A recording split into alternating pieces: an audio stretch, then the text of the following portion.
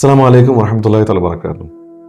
ഏറെ സ്നേഹം നിറഞ്ഞ സഹോദരി സഹോദരന്മാരെ, മഹാനായ പ്രവാചകൻ സല്ലല്ലാഹു അലൈഹി വസല്ലമയുടെ ഏറ്റവും പ്രിയങ്കരനായ അനുയായിയാണ് മഹാനായ സിദ്ദീഖുൽ അക്ബർ റളിയല്ലാഹു അൻഹു.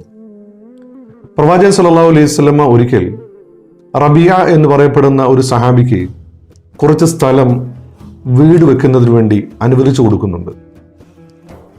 ഈ സ്ഥലത്തിന്റെ തൊട്ടടുത്താണ് മഹാനായ സിദ്ദീഖുൽ അക്ബർ റളിയല്ലാഹുവിന്റെ സ്ഥലം. ഈ രണ്ടാളുകളുടെയും സ്ഥലത്തിന്റെ അതിർത്തി പങ്കിടുന്ന ഭാഗത്ത് ഒരു ഈന്തപ്പന നിൽക്കുന്നുണ്ട്. റബിയ റളിയല്ലാഹു പറയും, ഇത് എന്റെ ഈന്തപ്പനയാണ്. സിദ്ദീഖുൽ അക്ബർ റളിയല്ലാഹു പറയും, ഇത് എന്റെ ഈന്തപ്പനയാണ്.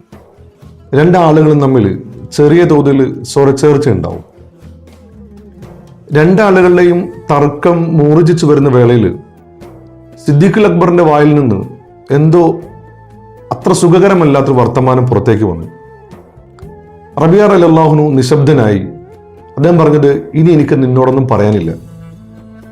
റബിയ റളിയല്ലാഹു നിശബ്ദനായപ്പോൾ സിദ്ദീഖുൽ അക്ബറിന് പേടിയായി. അദ്ദേഹം പറഞ്ഞു, ഞാൻ ഉപയോഗിച്ച അതേ പദം നീ തിരിച്ച് എൻ്റെ എന്തെങ്കിലും ഉപയോഗിക്കാൻ. പക്ഷെ റബിയ റളിയല്ലാഹു അതിന് തയ്യാറായില്ല. രണ്ടാളുകളുടെ വിഷയം മുഹമ്മദ് മുസ്തഫ റസൂലുള്ളാഹിയുടെ അടുക്കിലേക്ക് എത്തിപ്പെട്ടു. റസൂലുള്ളാഹി സ്വല്ലല്ലാഹു അലൈഹി വസല്ലമയുടെ റബിയ പറഞ്ഞു, നബിയെ, ഇങ്ങനെയാണ് സംഭവം. ഈ വർത്തമാനത്തിനിടയിൽ സിദ്ദീഖുൽ അക്ബർ എന്നെ മോശമായൊരു വാക്കുകൊണ്ട് കളിയാക്കുകയുണ്ടായി.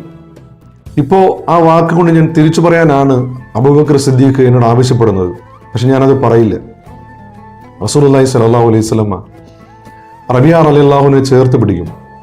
മഹാനായ സിദ്ദീഖുൽ അക്ബർ റളിയല്ലാഹുവിന്റെ മുഖം താഴ്ത്തി പിടിച്ചിരിക്കുകയാണ്. റബിയ റളിയല്ലാഹുവിനോട് റസൂലുള്ളാഹി സ്വല്ലല്ലാഹു അലൈഹി വസല്ലം പറയുന്നത്, നിനക്കാണ് അവസരമുള്ളത്. സിദ്ദീഖുൽ അക്ബറിനോട് നീ പ്രതികാരം ചെയ്യേണ്ടത് സിദ്ദീഖുൽ അക്ബറിന് അള്ളാഹു പുറത്തു കൊടുക്കട്ടെ എന്ന് നീ ആവർത്തിച്ച് പറയാൻ പറയും.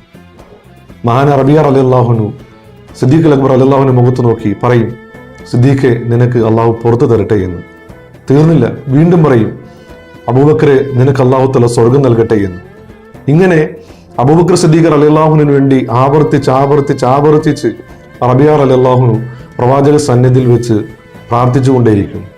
റസൂലുള്ളാഹി സ്വല്ലല്ലാഹു അലൈഹി വസല്ലമ രണ്ട് സഹാബത്തിനെയും ചേർത്ത് പിടിച്ചിട്ട് പറയുന്നത്, മറ്റുള്ളവർക്ക് വേണ്ടി പ്രാർത്ഥിക്കാൻ കഴിയുന്ന ഒരു മനസ്സുണ്ടാക്കിയെടുക്കലാണ് ലോകത്തിൽ ഒരാൾക്ക് നേടാൻ കഴിയുന്ന ഏറ്റവും വലിയ സമ്പാദ്യമെന്ന് പഠിപ്പിക്കുന്നുണ്ട്.